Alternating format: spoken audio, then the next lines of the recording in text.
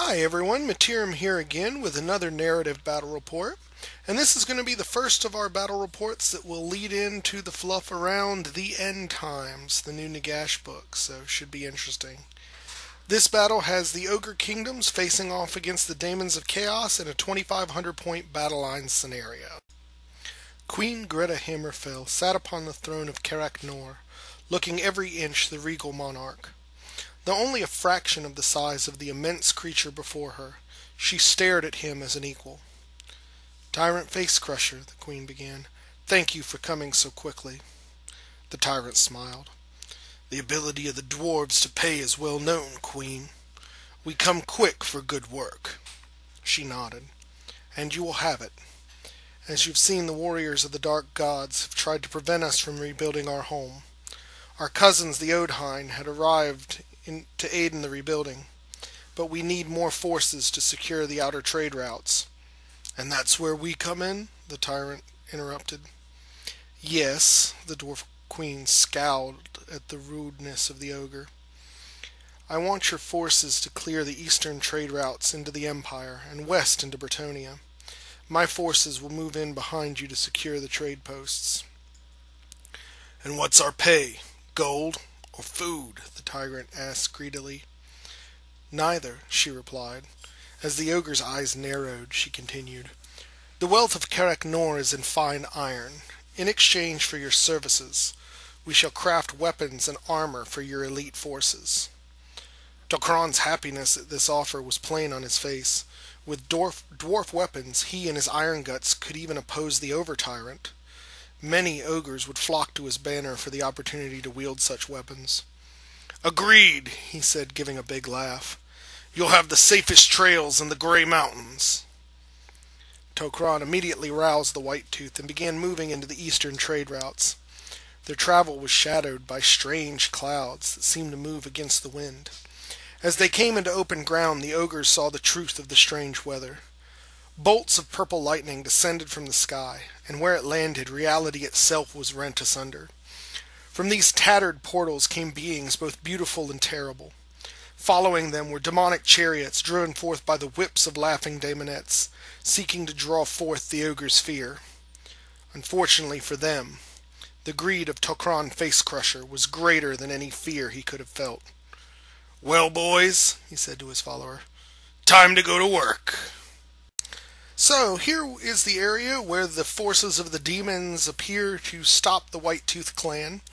Not much to take note of terrain-wise. All of the forests actually ended up being fungus forests, but they didn't really have a huge impact on things. The wooden house on the right-hand side is a dwarf brew house, but again, didn't really come into effect too much. And the ogre yurt on the left side is just a normal building. So let's go ahead and get into deployment. So starting on the facing my left here, we have a Soul Grinder with the Mark of Slaanesh. It has the Demon Bone Claw upgrade, and that's it. Behind that, though you can't really see it in the picture, is Kargath the Flesh Peeler, a Demon Prince of Slaanesh. He had a greater gift, which ended up being plus 2 attacks, and a lesser gift, which defaulted to the Always Strikes First sword. Next to that is a big unit of 40 Daemonettes with with Musician and Standard Bearer only. And with them is Brya, the Bearer of the Sign, a Herald of Slaanesh, who is the army's BSB, and has a lesser gift, which ended up being the +1 strength sword out of the BRB. Behind the forest, and you still really can't see him from this shot, is a group of 6 Chaos Furies with Mark Slaanesh. Next to them is a unit of 20 Plague Bearers with Musician and Standard Bearer, and in with that group is Galbus Plague Twin, a Herald of Nurgle, who is a level 1 to the lore of Nurgle. On the other side of the water there is Chiron the Tamer, a Herald of Slaanesh on the Seeker Chariot of Slaanesh. She has the Exalted Locus of Beguilement, and a lesser gift which was Unnatural Swiftness, so she has Always Strikes First as well. And hiding behind that building where you can barely see it is an exalted seeker chariot of Slaanesh. And here is a much better picture of it hiding behind that building. So here on the side of the White Tooth we have Chew the Giant. Next to that is a unit of 9 ogres with full command. In that unit, in the center, is Tok'ron Face Crusher, my tyrant. He has the Fencer's Blades, Glittering Scales, and the Greedy Fist. Next to him is his daughter Torga Blackstew, my level 2 Butcher to the Lore of the Great Maw, with a Dispel Scroll. Then I have a horde of 50 Noblars with full command and the Trapper upgrade. Behind them is a Noblar Scrap Launcher. Next to that is a unit of 7 Iron Guts with full command and the Dragonhide banner. And hanging out with that group is Gat the Old, my battle standard bearer, with the Armor of Destiny. And Ungoro Flamebelch, my level 2 Firebelly, with the Noblar Thiefstone. And the Noblar Thiefstone ended up netting him the Talisman of Protection this game. Barely seeing at the bottom of the screen there is a unit of Man-Eaters. This is one of 2 units that I have. This is 3 Man-Eaters with full command. They have the Banner of Swiftness. Each of them is armed with an extra hand weapon. And their been there, done that is Swift Stride and Vanguard. And actually where you see their position now, this is actually where I Vanguarded to. I Vanguarded backwards in response to the demon player placing some Nurglings in the corner so they're not out of my line of sight. And here's where you see the Nurglings that popped up there. So these Man-Eaters are basically just there to make sure that those Nurglings don't get into anything too good on that side of the board. And then here's my second group of Man-Eaters. They're also 3 Man-Eaters with full command. They also each have an extra hand weapon, and their been there, done that is Scouts and Stubborn, but they have no magical banner to go with them. So, unfortunately, Demons get the first turn, and started off very aggressively with Chiron the Tamer charging her chariot into the Man-Eaters and hoping to get a quick victory by just hitting them and then challenging out their champion, who is the ninja guy on the far side. On the left flank, in response to Chew's mighty deafening roar, both the Demon Prince and the Soul Grinder begin to advance. We're not sure who's going to get there first, but we are certainly sure that there is going to be big monster-on-monster action going on this side of the field. You can also see where the big horde of the Daemonettes has moved up to support the Demon Prince there in the middle. And over here, the Daemonettes, or not Daemonettes, the Chaos Furies of Slaanesh fly up. I guess he's trying to chaff here, but there's not really anything I want to chaff there in the center. And he's given me an easy charge with the Iron Guts, which will give me an excuse to help get him over in the middle if I can land it. So I'm pretty happy with where he put his forces there. And then you see he brings up the Plague Bearers, and once we found out that the forest was a fungal forest, he didn't want to enter with the Plague Bearers because they don't get to benefit from anybody else's leadership or rerolls, so he didn't want to risk them being stupid. So he's being kind of cautious and moving through the water instead, and the water ended up being just a normal lake. And over here on this side, the Nurglings decide they want no piece of those Man-Eaters and come to join the dog pile that's rapidly forming on my scouting Man-Eater group. As does that Exalted Chariot. It kind of wheels around to the side and does a Tokyo Drift to be pointing at their back in case Chiron can't get the job done. So magic was immaterial, shooting was immaterial. We go into combat. The impact hits from the chariot kill one of the Man-Eaters. She forces the challenge with the champion with the other one, and does a couple of other wounds, but doesn't kill the champion. The champion turns around and kills Chiron off the back of the chariot, but the chariot itself still wins combat, and the Ogre Man-Eaters break, and the chariot runs them down. So I'm down a unit of Man-Eaters, but the Herald is dead, so that chariot is basically just down to being a normal chariot now. And the fact that he put all of these units here keeps a good portion of his points kind of out of the action. And I'm still not thinking it's a great trade-off for those man-eaters because they can do a lot most of the time. But I'll have to take what I can get here. And so we go into Ogre turn 1, and here my true and faithful love for Chew overrides my good sense, and I send him barreling into the Demon Prince. I was thinking, you know what, Thump with a Club would be great. It would be awesome if my giant can one-shot this demon. But I forgot that to get that off, they have to fail an initiative check first, and this Demon Prince is sitting on like 7 or 8 initiative, so he's got to roll a 6. So this was really just not a well thought out plan here at all. But either way, it's going to look pretty badass, my giant and the Demon Prince going at each other, regardless of how it goes. So I'm kind of happy with that. Then here, the Iron Guts fail their charge into the flank of the Chaos Furies, and I'm just all sorts of out of position at this point. I didn't move forward much, but it was still just like, why couldn't I have just hit that, blown through? So this whole flank is kind of stalling out on me, and I'm not happy about that. Then here on this side, I moved the Scrap Launcher so it can target those monsters if I really want it to.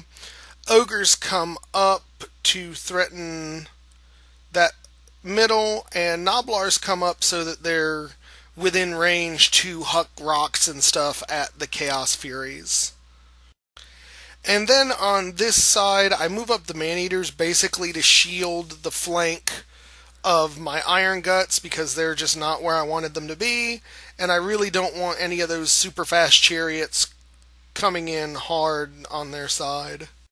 So magic did absolutely nothing, so we go into shooting, and I decide with the strength 3 of the Scrap Launcher that I'd be better off just hucking it into the Daemonettes, and I scatter off really bad and only catch like the side of the unit, but I still managed to kill 2 of the Daemonettes, so guess that's okay. It's better than nothing, I suppose. So we go into close combat. The Demon Prince pretty much flubs. It only does 3 wounds to the giant, so that was okay. And I get Thump with Club, and this is when I remember that it's an initiative test, and he passes his initiative test, so I lose. I'm leadership 10, stubborn though, and I'm not going anywhere. So we go into Demon's turn 2, and my opponent's trying to be a little tricky here. He throws up the Nurglings up front basically to draw my attention, and both the chariots start working their way back around the house. He's going to make me kind of make a decision of where to go on them, since I'm not going to be able to like Benny Hill around and just chase them in circles forever, as the chariots are very, very quick with movement 10. So I'm honestly, at this point in the game, I'm not sure what I want to do. And here, deciding that it wasn't awesome enough for just the Demon Prince to kill Chew, the Soul Grinder ends up charging in and getting in on the action. I know they look a little spread out there, but that's about as close as we can get them with all the sharp, spiky bits on the Soul Grinder. And with the Noblars having shown themselves no threat to the Chaos Furies, they fly right over them and stare down the side of the Scrap Launcher to prepare for next round's charge. So that's kind of annoying. I'm honestly not entirely sure how that fight will go at this point, but I know if they hit me from the side and I can't use the Rhinox, it's much worse off than it could be otherwise. And over here, the Daemonettes move a little closer. I think he's a little nervous. He doesn't want to put the Daemonettes in a position where they're going to eat that Ogre charge until his Demon Prince and Soul Grinder are open to help support, which is pretty smart. Even with Always Strikes First on the unit, those Ogres, if I get the charge, are still going to just put such a hurt on that unit that he really should probably wait till he has some support. And over here, the Plague Bearers start moving up to see, I guess, play chicken with the Iron Gut unit. I'm actually pretty happy with this because I think my opponent forgot that I have the Fire Belly in there. So their regen on that unit is not something I'm super concerned about at this point. So magic does nothing, shooting doesn't exist. We go into combat, and the Demon Prince kills Chu, and Chu responds by falling on the Demon Prince and inflicting a wound or two to him. So it was pretty funny that he did more in death to the Demon Prince than he did in life, but I was just kicking myself for how badly I misused that monster there. So Ogre turn 2, I make the decision just to go for points. So I charge the Man-Eaters into the Nurglings. I'm not concerned here. Those Nurglings are little more than a speed bump to that unit of Man-Eaters. And here in the center, I get a long bomb charge and end up right in the face of the Plague Bearers. Yeah, that's good all around. I'm hoping just to completely delete this unit and then reform and come into the side of the horde of Daemonettes there. And then over here, I just do some reforming, a little bit of movement. I wanted to send the Noblars forward because I really want those Demonettes to hit them because of the Trappers thing. And I'm now close enough where I can start hucking rocks at them. Everything else I looked towards the Demon Prince and the Soul Grinder, mainly because I don't want to eat flank charges from either of those when the Demon Prince comes up over that building and the Soul Grinder comes around it. So, turn 2 Ogre magic was fairly disappointing. I got off the Stubborn spell on the Noblars, mainly to get the +1 to cast from Blood Gruel. And then I tried to throw a bubble Troll Guts on everything on this side of the board so that I could withstand what's coming next turn, and I miscast it. And so I get the bubble Troll Guts off, but Torga Blackstew, Daughter of Tukron, miscasts 11 and loses both wizard levels. So the Maw is quiet to her now, and no more support magic from me. Then once that was said and done, my opponent used all his dice to dispel the fire spells I was throwing with the Flame Belly, and that's pretty much it.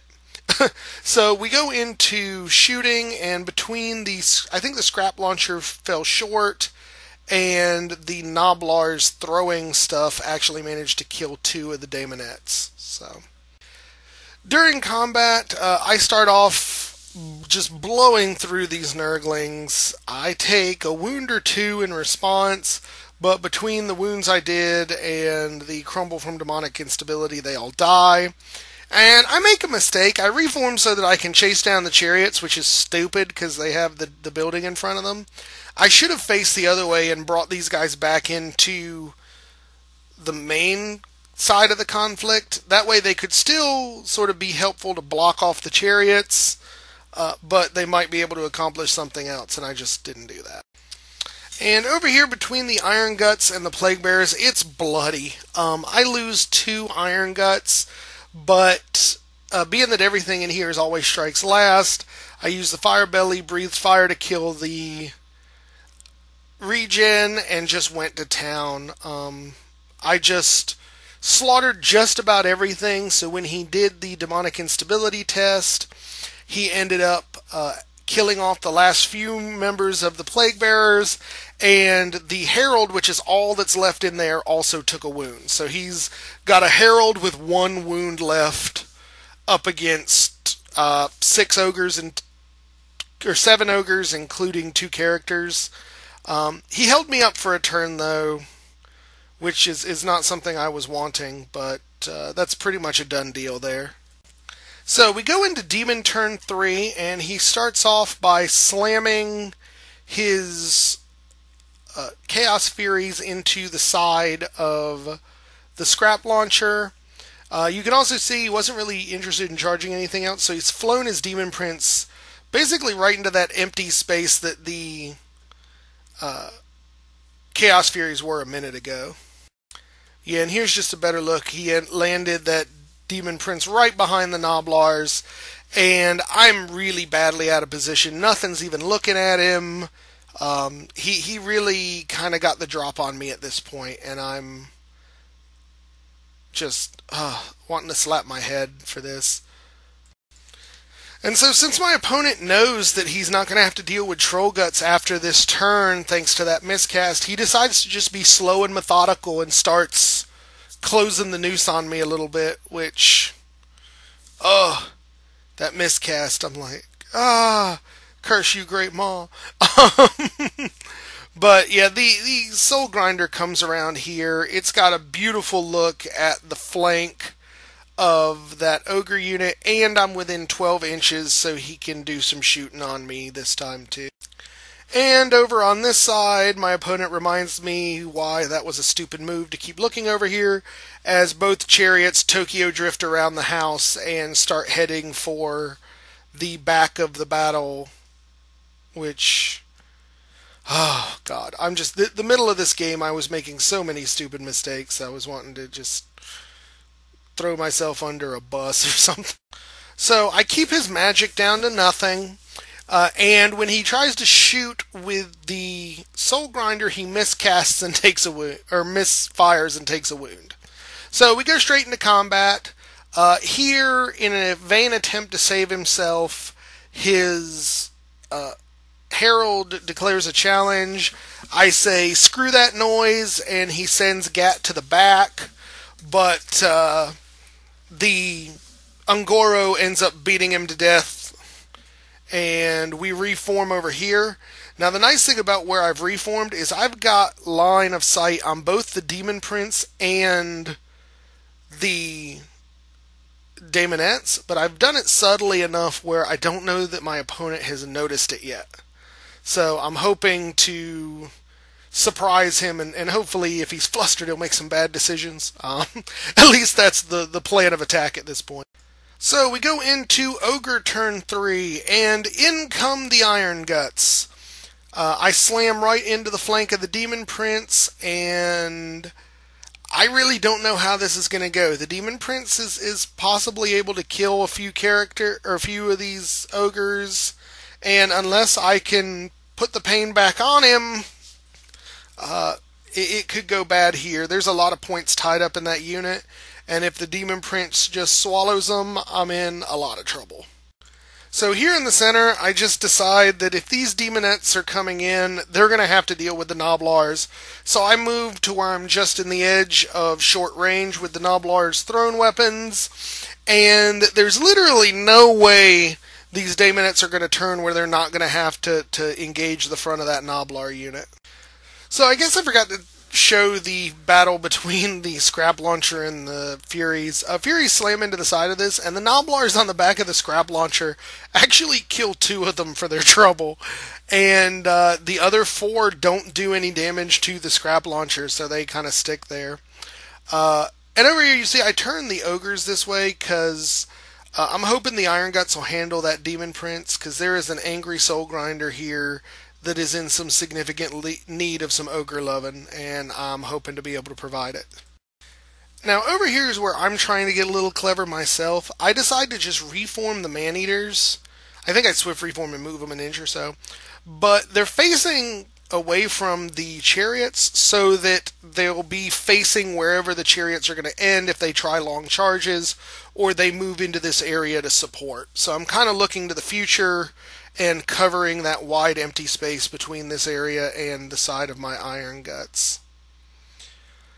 And we go into combat, and Gat the Old ends up, I think impact hits did 1 wound, and then Gat the Old just crushes this Demon Prince. The Demon Prince absolutely, or no, I moved forward, I'm sorry.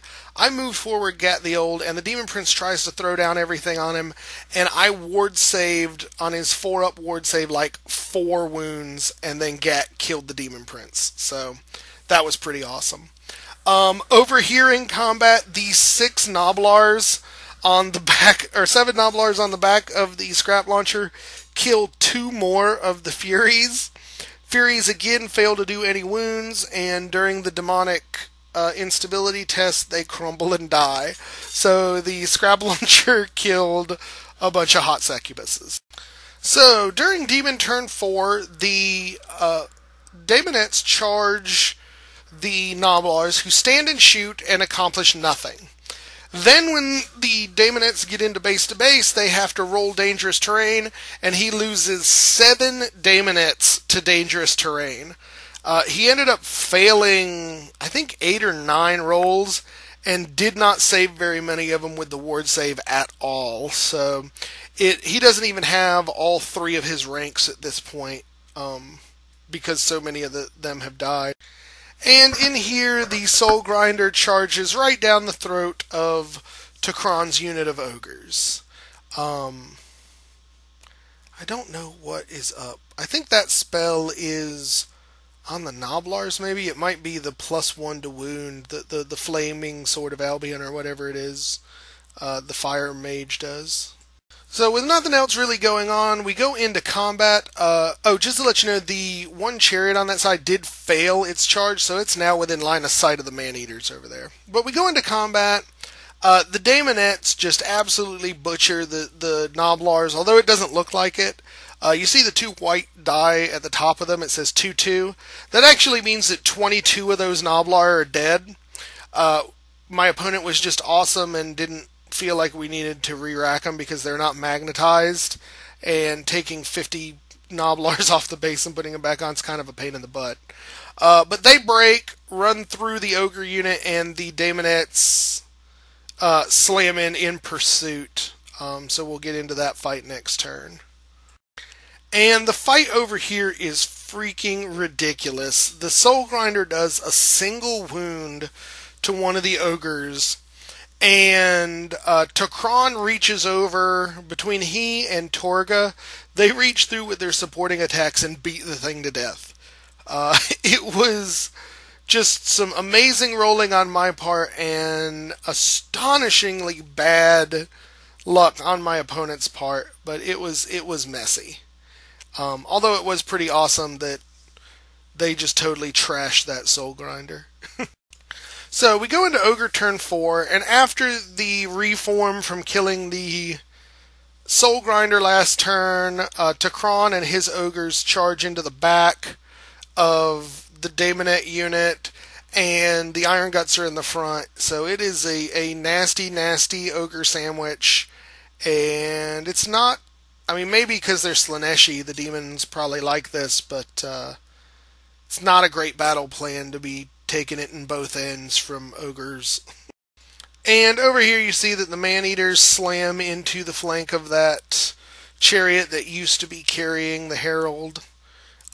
So yeah, there's really nothing with that character gone that chariot can really do to stop me from just absolutely butchering it.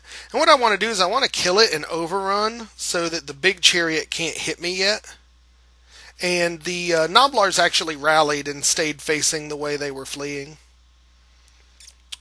So over here I try and cast the +1 to wound spell from the fire mage, miscast it, kill off a Iron Gut, and put a wound on the caster. Luckily, I managed to succeed the Lookout Sir with Gat, because he does have the Lookout Noblar, so I had just enough dudes to be able to do that, so he doesn't take any wounds for that effort. So we go into combat. The Demonette on the back of the chariot ends up killing the one of the man-eaters here and putting an extra wound on the other, but they end up just crushing the rest of the chariot when it's their turn to go, and do end up running off the table, and they'll come back on at this point. And then after this combat in the middle, I lose 2 more Iron Guts, including the champion. I'm pretty sure that's the champion. And the ogres on the other side end up taking 1 more wound, but we just absolutely brutalize this unit. There's really not much left of those Daemonettes at this point.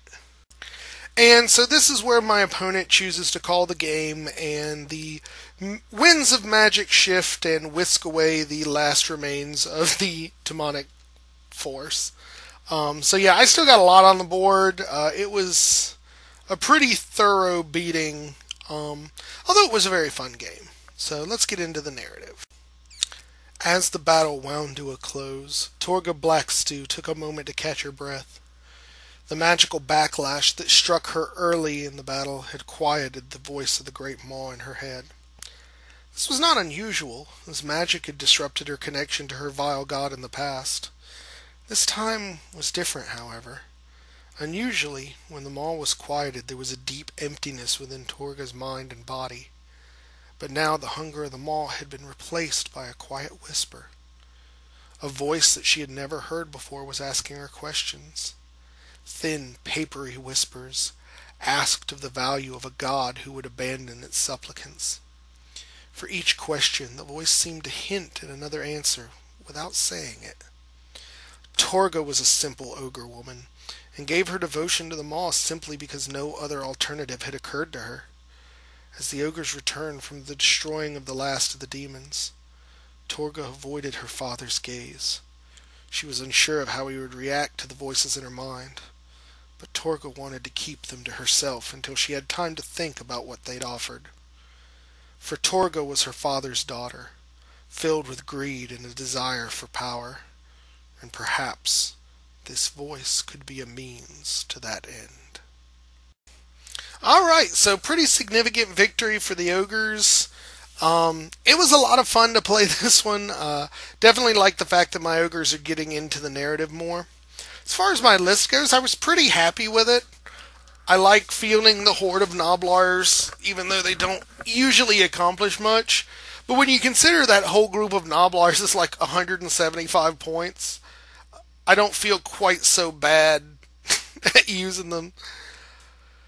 I pretty much misused the Giant and the Man-Eaters too, so there were a lot of mistakes I made in this battle, frankly. I think the only thing that really kept me is there was kind of that swing battle where the Demon Prince went down and the Soul Grinder went down, even though it had no real business going down the way it did. That just went really, really well for me. And I think if luck had gone a little bit differently, my opponent could easily have capitalized on the mistakes that I had made. All in all, I thought this was fun. We are going to be slowly using these kind of battles to start ramping things up to tie into the End Times narrative. So we got one more battle like this where the demons just kind of appear out of nowhere to show how active they're being, which is, if you've read the End Times book, is kind of where things get started, that the demons are going crazy and all sorts of random attacks are happening. So it's going to be fun to see how much of that we end up using and how much we don't. But anything that gets me more playtime with my beloved fatties is good with me. So I hope you guys enjoyed this one. Please like and subscribe to the channel. If you have any comments, leave them in the notes below. I do check them and try and get back to just about everybody who leaves a comment. And otherwise, I've got another battle report that I'm hoping to get up in the next day or so that happened on this same night. Otherwise, please come to the channel and check us out on Wednesday nights, where we do narrations and lamentations with Matiram and the boys, a live show where we kind of discuss things. If you have any interesting topics you'd like us to cover, please feel free to email me at joshlmerritt, that's MERRITT, @gmail.com. Thank you guys for watching, and we will catch you next time. Bye-bye.